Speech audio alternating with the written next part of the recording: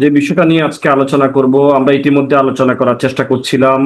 আমরা ইতিমধ্যে অনেকগুলো ভিডিও দিয়েছি বার কাউন্সিল প্রিলি এবং যারা লিখিত পরীক্ষা দিবেন এনাদের জন্য আমরা বিগত সনের বার বিজিএস এর সকল প্রশ্নগুলো দেখার চেষ্টা করছি। এর ধারাবাহিকতায় আজকে হচ্ছে আমরা আবার নতুন করে 7টা সাবজেক্টের কি আসতে পারে সাজেশন ভিত্তিক, অর্থাৎ শর্ট একটা রিভিউ দেওয়ার চেষ্টা করবো ইনশাল্লাহ। আপনাদের হয়তো উপকারে আসবে। আজকে আমাদের বিষয় হচ্ছে দি কোড অফ সিভিল প্রসিডিউর 1908। এই বিষয়টা আমরা একটু দেখার চেষ্টা করব, এখান থেকে কি কি প্রশ্ন আসছে আমরা আলোচনা করার চেষ্টা করব। আপনারা পাশে থাকুন। আপনারা যারা ইতিমধ্যে আমার চ্যানেলটি এমস্টেট ল একাডেমিটি এমস্টেট ল একাডেমি চ্যানেলটি সাবস্ক্রাইব করেন নাই, আপনারা সাবস্ক্রাইব করুন। ইনশাল্লাহ আপনাদের পাশে অন্তত 7টা সাবজেক্টের সাজেশন ভিত্তিক আলোচনা হবে কি কি আসতে পারে। ধরেন, দেওয়ানি কার্যবিধি খুবই গুরুত্বপূর্ণ বার কাউন্সিল লিখিত পরীক্ষার জন্য, ফিরলি থেকেও। কেননা ফিরলিতে মার্কস আসে হলো এমসিকিউর জন্য হচ্ছে হলো 20 মার্কস, কিন্তু লিখিতের জন্য এখান থেকে 30 মার্কস পাওয়া সম্ভব। তাই দেখেন, আপনার পাশের 50% মার্কস হলো দেওয়ানি কার্যবিধি থেকে চলে আসে। তাইলে এই সাবজেক্টটা অনেক বেশি গুরুত্বপূর্ণ না? অনেক বেশি গুরুত্বপূর্ণ এটা। 7টা সাবজেক্ট থেকে এটা সবচেয়ে বেশি গুরুত্ব দিবেন। এখান থেকে দুটা যদি আনসার করা যায় তাইলে আর মাত্র সাবজেক্ট থাকে হলো কয়টা? আর থাকে 5টা। তাইলে 6টা দিয়ে গল্পটা শেষ হয়। তাইলে কি আপনারা এসআরএক পড়বেন না, সুনির্দিষ্ট প্রতিকার আইন পড়বেন না? অবশ্যই পড়বেন, কিন্তু বেশি পড়বেন দেওয়ানি কার্যবিধি। দেওয়ানি কার্যবিধি থেকে 2টা প্রশ্ন দিতে পারলেই আপনার অনেকটাই অনেকটাই সেফ জোনে আপনি চলে যাবেন। পাস করার নিশ্চয়তা অনেকটা বেশি হয়ে যায়। বাকি সাবজেক্ট গুলো কমন পড়ার সম্ভাবনা থাকে, এখানে একটু পেঁচানোর সম্ভাবনা থাকে, ফৌজদারি কার্যবিধি একটু পেশ করার সম্ভাবনা থাকে। এই জন্য ওই জায়গাগুলো একটু গুরুত্ব দিবেন। তো আমরা আসলে কোন ধারাগুলো বেশি গুরুত্ব দিব সেই বিষয় নিয়ে আজকে আপনাদের সাথে খোলামেলা কথা বলতে চাই। অর্থাৎ ধারা 6 গুরুত্ব দিবেন, ধারা 9 গুরুত্ব দিবেন, ধারা 10, 11, 15 থেকে 24 পর্যন্ত গুরুত্ব দিবেন, 32 গুরুত্ব দিবেন, 89 ক গুরুত্ব দিবেন, 96, 104, 107 ধারা, 115, 151, 52, 53 এই ধারাগুলো একটু দেখার চেষ্টা করবেন। আশা করছি এই জায়গাগুলো থেকে কমন আসবে। এরপর আদেশ কোনগুলো পড়বেন? আদেশ পড়বেন 5, আদেশ পড়বেন 6, 7, 9, 17, 38, 39, 40, 41 এবং 43 আদেশ। এই জায়গাগুলো যদি দেখেন ইনশাল্লাহ একটু বড় করেই পড়তে হবে, কারণ গুরুত্ব তো এখানে বেশিই দিবেন। তো এই জায়গাগুলো পড়লে ইনশাল্লাহ আপনাদের কমন আসার একটা সম্ভাবনা থাকে। তো আমরা আর কথা না বাড়িয়ে দেখি কি কি প্রশ্ন এখান থেকে আসতে পারে, ওই বিষয়গুলো নিয়ে একটু আলোচনা করার চেষ্টা করি। আমরা যদি দেখি আদেশ 1 থেকে কি প্রশ্ন আসবে। আদেশ 1 থেকে প্রশ্ন আসতে পারে, একটি মামলায় একের অধিক ব্যক্তি বাদী হিসাবে পক্ষভুক্ত হতে পারে কিনা, যদি হয় তা কোন ক্ষেত্রে। তাইলে দেওয়ানি কার্যবিধির আদেশ 1, বিধি 1, বাদীর দাবিকৃত প্রতিকার একই কাজ বা লেনদেন হতে সৃষ্টি, অর্থাৎ উক্ত লেনদেনের আইন বা তথ্য সংক্রান্ত একটি সাধারণ প্রশ্নের উদ্ভব হলে তাইলে একটি মামলায় একের অধিক ব্যক্তি বাদী হিসেবে পক্ষভুক্ত হতে পারে।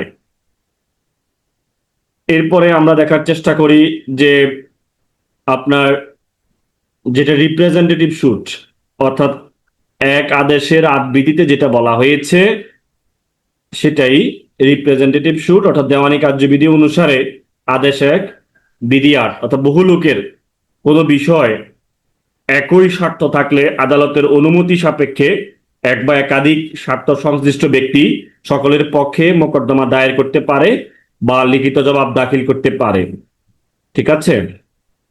এরপরে এখানে কিছু শর্ত পূরণ করতে হবে। একাধিক পক্ষ থাকতে হবে, সবার একই স্বার্থ থাকবে, আদালতের অনুমতি লাগবে, বাদীর খরচে নোটিশ প্রদান করতে হবে এবং বাদী বা বিবাদী একাধিক হলে একটি গণবিজ্ঞপ্তি দিতে হবে। তাহলে আপনি রিপ্রেজেন্টেটিভ শুট করা যাবে এই শর্তগুলো মেনটেন করলে। এরপরে দেখেন, যাদের পক্ষ হতে মামলা দায়ের করা হয় তারা পক্ষভুক্ত হওয়ার জন্য আবেদন করলে আদালত পক্ষভুক্ত করতে পারবেন। এই বিধিতে জনস্বার্থমূলক মোকদ্দমা পাবলিক ইন্টারেস্ট লিটিগেশন প্রতিফলিত হয়েছে, অর্থাৎ পিআইএল ফিল যাকে বলা হয়। এরপরে আমরা দেখি দেওয়ানি প্রকৃতির মামলা বলতে আসলে কি বুঝেন। দেওয়ানি প্রকৃতির মামলা বলতে আমরা ধারা 9 কে বুঝি, যে এখানে প্রত্যক্ষ পরোক্ষভাবে নিষিদ্ধতা না থাকলে সকল প্রকার দেওয়ানি মোকদ্দমা অর্থাৎ সম্পত্তির অধিকার এবং পদের অধিকার, যেমন right to office, right two property, প্রত্যেক মোকদ্দমা বিচার করার ক্ষমতা সম্পূর্ণ সর্বনিম্ন আদালতে দায়ের করতে হবে। এটা হলো আমরা 15 ধারাতে দেখতে পাই। এরপরে আমরা দেখি স্থাবর সম্পত্তি বিষয়ে মামলা দায়েরের ক্ষেত্রে আদালতের ইখতিয়ার সংক্রান্ত বিষয়গুলো আলোচনা করুন। স্থাবর সম্পত্তি বিষয়ে মামলা দায়েরের ক্ষেত্রে আদালতের ইখতিয়ার সংক্রান্ত বিষয়গুলো, তাইলে আমরা এখান থেকে 16 নম্বর দেখতে পারি যে স্থাবর সম্পত্তি বা মোকদ্দমার বিষয়বস্তু যে আদালতের ইখতিয়ারে অবস্থিত সেই আদালতেই মামলাটা করতে হবে, অর্থাৎ বিষয়বস্তু যেখানে মামলা হবে সেখানে। এরপরে ধারা 17তে আমরা দেখি বিষয়বস্তু যখন বিভিন্ন আদালতের স্থানীয় ইখতিয়ারের মধ্যে হয় সেক্ষেত্রে যে কোনো আদালতে তবে মোকদ্দমার সামগ্রিক দাবি অন্তর্ভুক্ত করতে হবে। এরপরে হলো 18তে বলা হয় ইখতিয়ার সম্পর্কে যদি অনিশ্চয়তা দেখা দেয় তাহলে যে কোনো একটিতে মামলাটা দায়ের করতে পারবেন। এই জায়গাটা গুরুত্বপূর্ণ, এখান থেকে একটা প্রশ্ন আসতে পারে। এরপরে দেখেন আমরা দেখি ব্যক্তির প্রতি ক্ষতিপূরণ বা অস্থাবর সম্পত্তি, যেখানে ব্যক্তি বা আপনার অস্থাবর সম্পত্তি ক্ষতিপূরণের মোকদ্দমা কোথায় করতে হবে। এটা আপনারা সরাসরি এরকম যদি কিছু আসে তাহলে ধারা 19-এ চলে যাবেন, যেখানে ক্ষতি সাধন করা হয়েছে সেখানে, অথবা বিবাদী যেখানে বসবাস করছে সেখানে, অথবা বিবাদী যেখানে ব্যবসা পরিচালনা করছে সেখানে। আশা করছি বুঝতে পেরেছেন। এরপরে আমরা দেখার চেষ্টা করি, যদি একটা উদাহরণ দেখেন, ঢাকায় বসবাসকারী আপনার করিম কক্সবাজারের বসবাসকারী খাদিজা এর সম্পর্কে মানহানিকর একটা বিবৃতি প্রকাশ করে। এখানে খাদিজা ঢাকা কিংবা কক্সবাজার দু জায়গায় আপনার করিমের বিরুদ্ধে মোকদ্দমা দায়ের করতে পারবে। এরপরে আমরা একটা প্রশ্ন দেখার চেষ্টা করি যে এক আদালত হতে অন্য আদালতে কিভাবে মামলা স্থানান্তর করা হয়। গুরুত্বপূর্ণ প্রশ্ন, পরীক্ষায় প্রশ্ন আসতে পারে। ধারা 22-এ বলা আছে একাধিক আদালতে দায়েরযোগ্য মোকদ্দমা কোনো একটি আদালতে দায়ের করা হলে, একাধিক আদালতে দায়েরযোগ্য মোকদ্দমা কোনো একটি আদালতে দায়ের করা হলে বিবাদী অন্য কোনো আদালতে মোকদ্দমা স্থানান্তর করার আবেদন করতে পারে। এখানে বিবাদী আবেদন করতে পারবে। এই ক্ষেত্রে কিছু শর্ত আপনাকে পূরণ করতে হবে।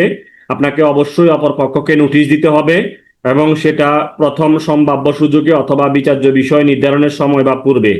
আশা করছি বুঝতে পেরেছেন। এরপরে আমরা দেখি যে 22 ধারার আবেদনটা কোথায় করতে হয়। এটা আপনি আবেদন করবেন একই জেলায় আদালত হলে জেলা আদালতে করবেন, আর ভিন্ন জেলায় হলে হাইকোর্টে করবেন। আর 24-এ কি বলতেছে, 24-এ হলো আপনার যে কোনো পর্যায়ে অর্থাৎ যে কোনো পক্ষের আবেদন ক্রমে ও সকল পক্ষকে নোটিশ প্রদান করে অথবা শ্রবণ করে বা না করে, এই ক্ষেত্রে সোমোটো হয়ে আদালত করতে পারে এবং কারো আবেদনও করতে পারে। এখানে হাইকোর্টের ক্ষমতা রয়েছে। 24 ধারাটাও দেখতে পারেন, এটা গুরুত্বপূর্ণ। তাহলে আমরা পরবর্তীতে দেখি যে মোকদ্দমার অপসংযোগ বা অসংযোগ বলতে কি বোঝায়, এর ফলাফল কি হয়। এটা দেওয়ানি কার্যবিধির এক আদেশের 9-এ বলা হয়েছে মিস জয়েন্ডার নন জয়েন্ডারের কথা। মিস জয়েন্ডার বলতে অপসংযোগ, অর্থাৎ মোকদ্দমার কোনো পক্ষকে ভুল করে পক্ষভুক্ত করা হয়, সেখানে তার কোনো স্বার্থ নাই। আর অসংযোগ বলতে নন জয়েন্ডার বলতে বোঝায় যিনি মামলার প্রয়োজনীয় পক্ষ, তাকে ভুল করে বাদ দেওয়া হয়েছে, তাকে অসংযোগ বলা হয়। তাইলে উক্ত অপসংযোগ বা অসংযোগের ফলে মামলার কোনো ক্ষতি হয় না বা মামলার ব্যর্থ হয় না। আশা করছি বুঝতে পেরেছেন। এরপরে যদি অসংযোগ বা অপসংযোগ সম্পর্কে কোনো আপত্তি তোলা যায় সেক্ষেত্রে কখন করবেন। এটা এক আদেশে 13 বিধিতে বলা হয়েছে কাউকে ভুলক্রমে পক্ষ করা হলে অথবা কাউকে বাদ দেওয়া হলে সে সম্পর্কে যদি কোনো আপত্তি করতে হয় তাহলে মোকদ্দমার প্রথম সম্ভাব্য সুযোগে আপনারা করবেন, অথবা বিচার্য বিষয় নির্ধারণের পূর্বে উত্থাপন করা যায়। আর আপত্তির কারণ যদি পরে উদ্ভব হয় তাহলে পরে উত্থাপন করা যাবে যদি আদালতের অনুমতি দেয়। এরপরে আমরা দেখার চেষ্টা করি যে ট্রান্সপোজিশন অফ পার্টিস বলতে আপনি কি বুঝাইতেছেন? যেখানে বাদীকে বিবাদী, বিবাদীকে বাদী করার প্রক্রিয়া হলো ট্রান্সপোজিশন অফ পার্টিস। এটা 151 ধারার ক্ষমতা, তবে অধিকার বলে চাওয়া যাবে না। ঠিক আছে? এখানে কোনো মামলায় যখন বাদীকে বিবাদী শ্রেণীভুক্ত বা বিবাদীকে বাদী শ্রেণীভুক্ত করা হয়, এই নিয়মটিকে ট্রান্সপোজিশন অফ পার্টিস বলা হয়। আশা করছি বুঝতে পেরেছেন।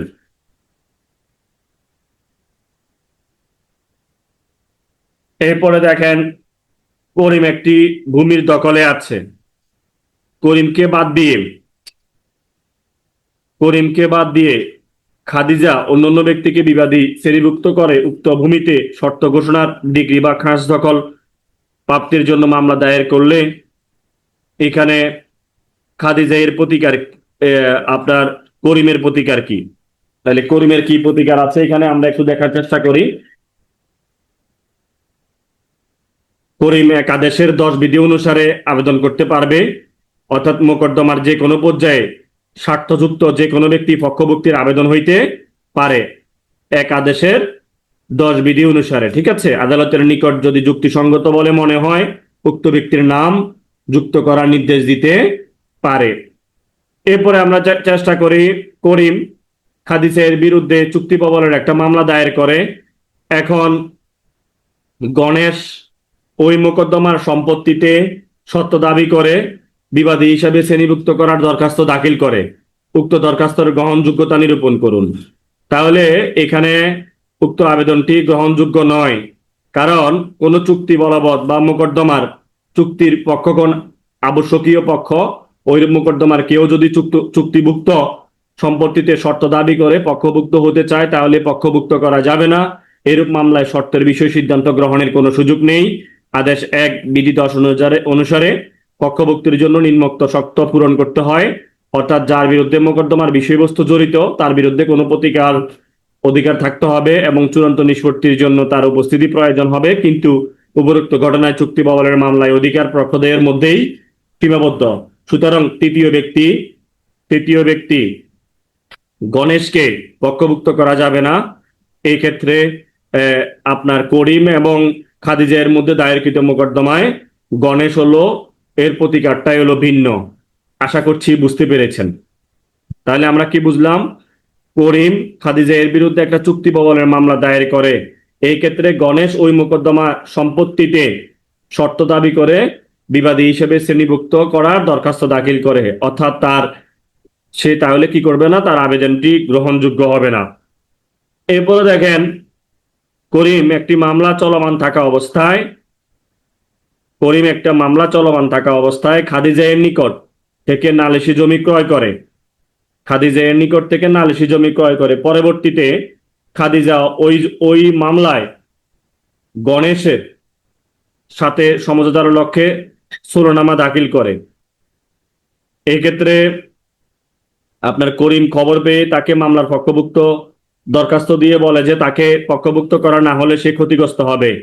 এই ক্ষেত্রে খাদিজা গণেশ এই মর্মে আপত্তি করে যে যেহেতু মামলা চলাকালীন সময়ে সে আদালতের অনুমতি ব্যতীত নালিশি জমি ক্রয় করেছে, তাই মামলার ফলাফল তার উপর বাধ্যকর হবে।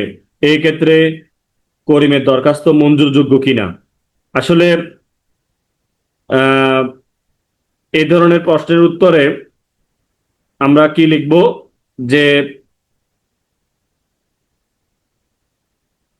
করিম একটি মামলা চলমানের উপর এটা বাধ্যকর, উক্ত দরখাস্ত মঞ্জুর।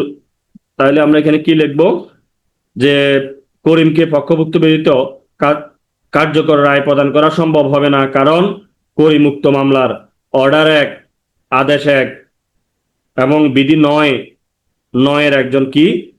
একজন নেসেসারি বা প্রয়োজনীয় পক্ষ। সুতরাং এক আদেশের বিধি 10 অনুযায়ী পক্ষভুক্ত দরখাস্ত করতে পারবেন। সুতরাং করিম এই দরখাস্তটি মঞ্জুরযোগ্য। উপরোক্ত ঘটনার আপিল বিভাগের সিদ্ধান্তে বলা হয়েছে যে কার্যকর বা সম্পূর্ণ বিচার নিষ্পত্তির জন্য ক্রেতাকে পক্ষ করা আবশ্যক।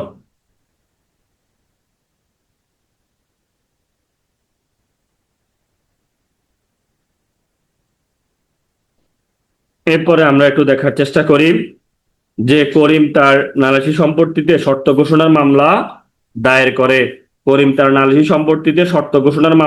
করে। ওই সম্পত্তিতে ওই সম্পত্তিতে অর্পিত সম্পত্তি তালিকাভুক্তি ছিল, অর্থাৎ সরকারি সম্পত্তি হিসাবে, সেক্ষেত্রে শুধুমাত্র বাংলাদেশ সরকারকে বিবাদী করা হয়। এই ক্ষেত্রে জাহেদ ওই মামলা তাকে বিবাদী শ্রেণীভুক্ত করে, পক্ষভুক্তর জন্য দরখাস্ত দাখিল করে বলে যে সে উক্ত সম্পত্তি সরকার থেকে লিজ মূলে দখলে আছে, জেডের উক্ত আবেদন মঞ্জুরযোগ্য কিনা। এখানে করিম তার নালিশি সম্পত্তিতে লিজ মূলে দখলে আছে, আর জাহেদ উক্ত আবেদন মঞ্জুর কিনা, উক্ত আবেদন মঞ্জুরযোগ্য নয়। কেননা লিজ গ্রহীতা যেহেতু স্বাধীন অধিকার অর্জিত হয়নি, সেহেতু উক্ত সম্পত্তিতে জাহেদ সরকার থেকে লিজ নিয়েছে, সুতরাং করিম ওই সরকারের মধ্যে বিবদমান মোকদ্দমায় উক্ত সম্পত্তির অধিকার কার উপর বর্তাবে তা নিষ্পত্তি হলেই জাহেদের অধিকার নিশ্চিত হয়ে যায়। তাহলে জাহেদকে উক্ত মামলার পক্ষভুক্ত করার প্রয়োজন নেই, কারণ তার যা কিছু স্বার্থ আছে তা সরকার কর্তৃক রক্ষা করা হয়, সেহেতু তাকে পক্ষভুক্ত করার প্রয়োজন নাই। সরকারের স্বার্থের মধ্যে জায়েদের স্বার্থ নিহিত। আশা করছি বুঝতে পেরেছেন। এরপরে আমরা দেখার চেষ্টা করি আদেশ 6-এর, হ্যাঁ, এটা আমরা দেখার চেষ্টা করি প্লিডিংস বলতে আপনি কি বুঝেন। আমরা আদেশ 6-এর বিধিয়াকে বুঝায় আর্জি বা জবাবকে প্লিডিংস বলা হয়। বাদী তার আর্জির মাধ্যমে প্রতিকার দাবি করে এবং বিবাদীর সমন পেয়ে দাবিকে অস্বীকার করে জবাব দাখিল করবেন। বাদীর প্লিডিং বাদীর আর্জি হলো, আর বিবাদীর প্লিডিং বিবাদীর জবাব। তাইলে আমরা এরপরে দেখি মোকদ্দমার কোন পর্যায়ে পর্যন্ত আর্জি সংশোধনের আবেদন করা যায়। আদেশ 6-এর বিধি 17 অনুযায়ী মোকদ্দমার যে কোনো পর্যায়ে পক্ষগণের মধ্যকার বিরোধের প্রকৃত প্রশ্ন নির্ধারণের জন্য ন্যায়সঙ্গত পদ্ধতিতে আর্জি জবাব পরিবর্তন ও সংশোধন করতে পারবেন। মোকদ্দমার যে কোনো পর্যায়ে বলতে মোকদ্দমা চলাকালীন সময়, স্বাক্ষর প্রমাণ শেষ হওয়ার সময়, যুক্তিতর্ক শুনানি পর্যায়ে এবং রায় ঘোষণার পূর্বে। কোনো মামলার রায় বা ডিগ্রি হওয়ার পর কোনো আপিল বা রিভিশন করা হলে উক্ত আপিল বা রিভিশন পর্যায়ে সংশোধন করা যায়। এরপরে আমরা চেষ্টা করি যে কোন কোন কারণে আর্জি জবাব সংশোধনের আবেদন করা যায়। 6 আদেশের 17 বিধিতে বলা হয়েছে গুরুত্বপূর্ণ বিষয় জানা ছিল না, কিন্তু ন্যায় বিচারের স্বার্থে সুষ্ঠু বিচারের জন্য উক্ত আবেদন মঞ্জুর করা যায়। কারণগুলো হলো উভয় পক্ষের বিরোধের প্রকৃত প্রশ্ন নির্ধারণের জন্য মোকদ্দমায় অপর পক্ষ যেন ক্ষতিগ্রস্ত না হয়, এবং উচ্চ আদালতের সিদ্ধান্ত অনুযায়ী নিম্নোক্ত কারণে সংশোধন করা যায়, অর্থাৎ একাধিক মামলা ও সাংঘর্ষিক রায় বা সিদ্ধান্ত পরিহার করার জন্য প্রয়োজনীয় ব্যক্তিকে পক্ষভুক্ত করা, কোনো সম্পত্তি তফসিলভুক্ত করা, ভুল বিবরণ শুদ্ধ করা, জমি চৌহদ্দি ঠিক করা, অতিরিক্ত প্রতিকার প্রার্থনা করা, ঠিকানা শুদ্ধ করা এবং স্বাক্ষর ঠিক করা, ত্রুটি সংশোধন করা। এই হলো বিষয়, অর্থাৎ এইসব কারণে আর্জি জবাব সংশোধনের আবেদন করা যায়। এরপর দেখি কি কি কারণে আর্জি সংশোধনের আবেদন নামঞ্জুর করা হয়, সংশ্লিষ্ট বিধানের আলোকে আলোচনা করুন। তাইলে আদেশ 6 বিধি 17-তে বলা হয়েছে উচ্চ আদালতের বিভিন্ন সিদ্ধান্ত অনুসারে নিম্নোক্ত ক্ষেত্রে আর্জি সংশোধনের আবেদন নামঞ্জুর করা হয়। নামঞ্জুর কেন হবে? আবেদন অস্বাভাবিক বিলম্বে করা হয়েছে এবং এক পক্ষের অর্জিত অধিকার লঙ্ঘিত হলে, মামলার প্রকৃতি বা চরিত্র পরিবর্তন হলে, এবং যে প্রতিকার দাবি করা হয়েছে তা তামাদিতে বাড়িত হলে, এবং নতুন দাবির সাথে পূর্বের দাবি সম্পূর্ণভাবে অসামঞ্জস্য হলে, উক্ত আবেদন অসদুদ্দেশ্য করা হলে, এবং উক্ত দরখাস্তের সংশোধন অপ্রয়োজনীয় হলে, এবং আইনের লেকুনা বা গ্যাপ শূন্যতা পূরণ করার জন্য। আশা করছি বুঝতে পেরেছেন, এই ক্ষেত্রে নামঞ্জুর হবে। এরপরে আমরা দেখার চেষ্টা করি যে বাদীর আর্জি সংশোধনের দরখাস্ত নামঞ্জুর হলে প্রতিকার কি, এবং বিবাদীর জবাব সংশোধনের দরখাস্ত নামঞ্জুর হলে ক্ষতিগ্রস্ত পক্ষ কি প্রতিকার পেতে পারে, সংশ্লিষ্ট বিধান উল্লেখ করুন। এখন বাদীর যে আর্জি সংশোধনের দরখাস্ত নামঞ্জুর হলে প্রতিকারটা কি? আর্জি সংশোধনের দরখাস্ত নামঞ্জুর হলে অর্ডারের বিপরীতে সাধারণ রিভিশন করা হয়। এখানে বাদী সংক্ষুব্ধ হলে রিভিশন, বিবাদী সংক্ষুব্ধ হলেও রিভিশন করতে হবে। অর্থাৎ আপিলের বিধান 96 এবং 104 ধারা আদেশ 41-43 এ কোনো ক্ষেত্রেই আর্জি জবাব সংশোধন দরখাস্ত মঞ্জুর বা নামঞ্জুরের বিরুদ্ধে আপিল করতে পারবে এমন কোনো বিধান উল্লেখ করা হয়নি। সুতরাং দরখাস্ত মঞ্জুর বা নামঞ্জুর প্রতিকার শুধু রিভিশনে পাওয়া যাবে। এরপরে হলো দেখি আমরা এক খণ্ড জায়গায় উপর সত্য ঘোষণার জন্য করিম সহকারী জজের নিকট মোকদ্দমা দায়ের করে। এর কিছুদিন পরে করিম উক্ত জমির খাস দখল বা বন্টনের প্রার্থনায় আর্জি সংশোধনের দরখাস্ত দাখিল করে উক্ত দরখাস্তটি মঞ্জুর কিনা। আসলে উক্ত দরখাস্তটি মঞ্জুরযোগ্য, কারণ করিম খাস দখল ও বন্টনের প্রার্থনায় আর্জি সংশোধনের দরখাস্ত দাখিল করলে আদালত তা মঞ্জুর করতে পারেন। কারণ খাস দখল ও বন্টনের সংশোধনী দুটি বিষয়ে আপিল বিভাগের সিদ্ধান্ত হয় যে সংশোধনী দ্বারা মামলার মৌলিক চরিত্রে কোনো পরিবর্তন ঘটেনি, অর্থাৎ এক্স করিমের দরখাস্তটি মঞ্জুরযোগ্য। ছয় আদেশের বিধি 17 অনুযায়ী কিছু শর্ত সাপেক্ষে সংশোধন করা যায়, অর্থাৎ বিরোধের প্রকৃত প্রশ্ন নির্ধারণের জন্য এবং অপর পক্ষকে ক্ষতি করার উদ্দেশ্য না থাকলে। সুতরাং আমরা আদালত কর্তৃক আবেদন গ্রহণ করে আর্জি সংশোধনের আদেশ দিবেন, কারণ আবেদন গ্রহণ না করলে বাদীকে ওই জমি নিয়ে বাটোয়ারা মামলা দায়ের করতে হবে। একাধিক মামলা পরিহার করার জন্য দরখাস্তটি গ্রহণযোগ্য হবে। এরপরে আমরা দেখার চেষ্টা করি একটি বন্টন মামলায় বিবাদী করিম লিখিত জবাবে স্বীকার করে যে পক্ষদ্বয়ের মধ্যে পূর্বে বন্টনের দলিল হয়েছিল এবং সে নিজেও বন্টন মূলে সম্পত্তি পায়, কিন্তু পরবর্তীতে উক্ত মামলা সাক্ষ্য দেওয়ার সময় যে বলে বন্টননামা দলিল জাল ও ভিত্তিহীন। এরূপ সাক্ষ্য দেওয়ার পর এই মর্মে জবাব সংশোধনের জন্য একটি দরখাস্ত দাখিল করে, কারণ হিসাবে সে অসুস্থ থাকার কারণে আইনজীবীকে সঠিকভাবে পরামর্শ দিতে পারেনি। তাহলে এক্ষেত্রে কি হবে? কারণ উক্ত দরখাস্তটি গ্রহণযোগ্য হবে না, কারণ বিপরীতমুখী বক্তব্য দিয়েছে। সাক্ষ্য আইনে 1872-এর 31 এবং 115 ধারার প্রতিবন্ধক হিসাবে কাজ করবে, কারণ এই ব্যাপারে হাইকোর্ট বিভাগ মন্তব্য প্রদান করে যে করিম বক্তব্য তার মামলায় লেকুনা গ্যাপ পূরণের উদ্দেশ্যে করা হয়েছে। অন্যদিকে সাক্ষ্য আইনের 31 ধারা অনুসারে বলা হয়েছে স্বীকৃতি চূড়ান্ত প্রমাণ নয়, তবে প্রমাণে বাধা হতে পারে। আলোচ্য ঘটনায় করিম প্রথম বক্তব্য দ্বারা উক্ত বিষয়ে স্বীকৃতি প্রদান করেছেন এবং সুতরাং তার বক্তব্য থেকে সরে আসতে পারবে না।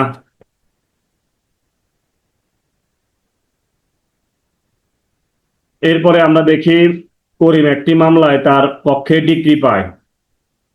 ডিক্রির বিরুদ্ধে অপর কোনো পক্ষ পদক্ষেপ গ্রহণ না করায় করিম ডিক্রি জারির দরখাস্ত দাখিল করে, কিন্তু ডিক্রি প্রদানকারী আদালত ইখতিয়ারে পর্যাপ্ত সম্পত্তি না থাকায়, ঠিক আছে, খাদিজা নামক আদালতে ডিক্রিটি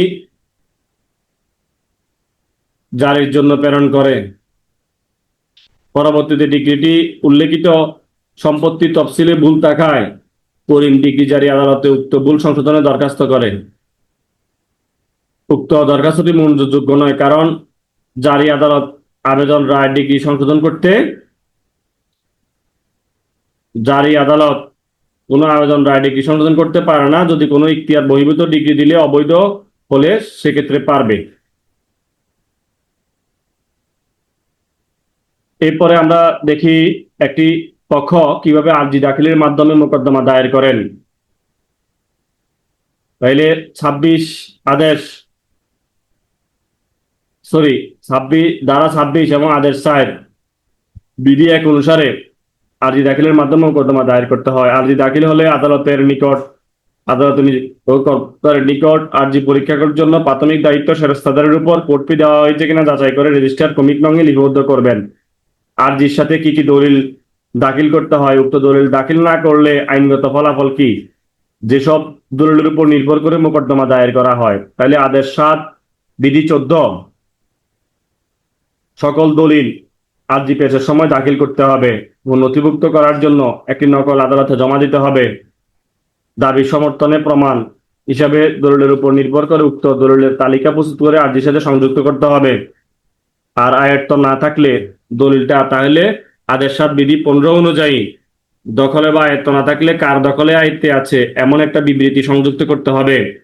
এবং দলিল দাখিল না করার ফলাফলটা কি হবে? প্রয়োজনীয় দলিল সংযুক্ত না করলে অর্ডার 7 এবং বিধি 18-তে বলতেছে যে দলিল সাক্ষ্য হিসেবে গ্রহণ করা যাবে না, তবে আদালত অনুমতি দিলে করা যাবে। তবে নিম্নোক্ত ক্ষেত্রে আদালত অনুমতি ব্যতীত ব্যবহার করা যাবে: জেরার ক্ষেত্রে, প্রশ্নের উত্তর দানের ক্ষেত্রে, স্মৃতি পুনরুজ্জীবিত করার ক্ষেত্রে। এরপরে আমরা দেখি হারিয়ে যাওয়া হস্তান্তরযোগ্য দলিল কিভাবে মোকদ্দমা রুজু করা যায় তার আলোকে উত্তর দিন। আদেশ 7 বিধি 16-তে বলা হয়েছে কোনো হস্তান্তরযোগ্য দলিলের উপর ভিত্তি করে মোকদ্দমা দায়ের করা যায়, কিন্তু দলিলটি হারিয়ে গেছে বলে প্রমাণিত হলে, তাহলে উক্ত দলিলের উপর অন্য কারো দাবির বিপক্ষে বাদী তার অধিকার বা দাবি প্রতিষ্ঠিত করতে পারলে সেক্ষেত্রে আদালত দলিল সমূহ দলিল করলে যেরূপ ডিগ্রি দিতে পারত ঠিক একইভাবে ডিগ্রি দিতে পারবে। অর্থাৎ হারিয়ে যাওয়া দলিলের বিরুদ্ধে অন্য কোনো ব্যক্তি দাবি বা অধিকার বাদী খণ্ডন করতে পারলে তার ডিগ্রি পক্ষে যাবে। এরপরে হচ্ছে হলো কোন কোন ক্ষেত্রে একটি আর্জি ফেরত দেওয়া হয়, এর বিরুদ্ধে প্রতিকার কি। আদেশ 7 বিধি 10 মোকদ্দমার যে কোনো পর্যায়ে ইখতিয়ার সম্পন্ন আদালতে পেশ করার জন্য আর্জি ফেরত দিতে পারেন। আর্জি দাখিল বা ফেরতের তারিখ, আর্জি দাখিলকারী পক্ষের নাম, ফেরত দেওয়ার কারণ বিবৃতি। এই ক্ষেত্রে ইখতিয়ার সম্পন্ন আদালতে আর্জি দাখিল করতে পারবেন অথবা আদেশ 43 বিধি 1 অনুযায়ী আপিল করা যাবে।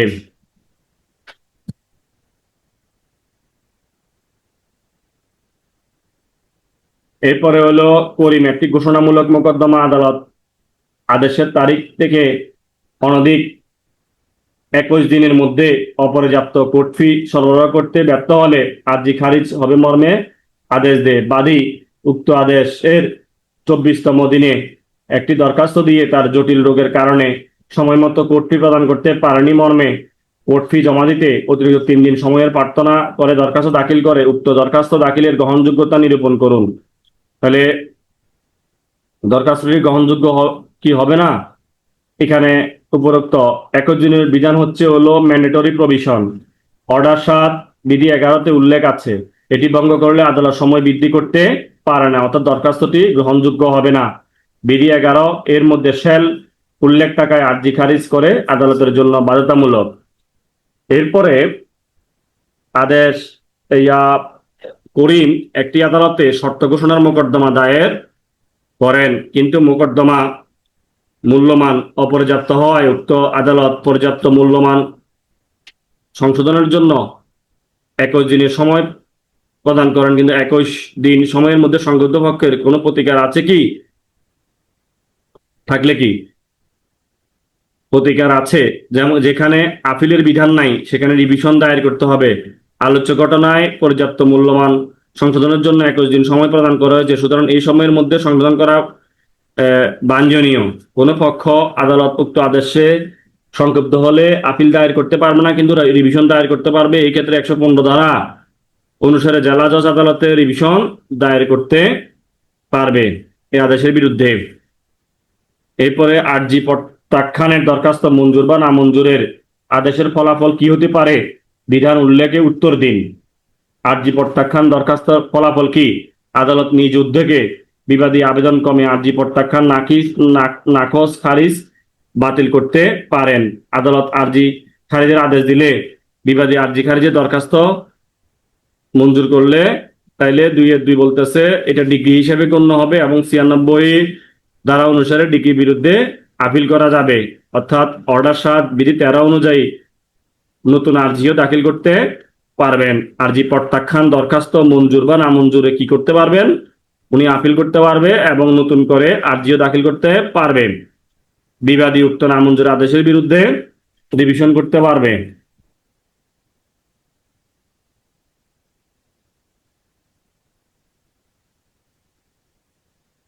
ঠিক আছে, আমরা পরবর্তী ক্লাসে বাকি বিষয়গুলো আলোচনা করব, সাথে থাকুন। আসসালামু আলাইকুম ওয়া রাহমাতুল্লাহ।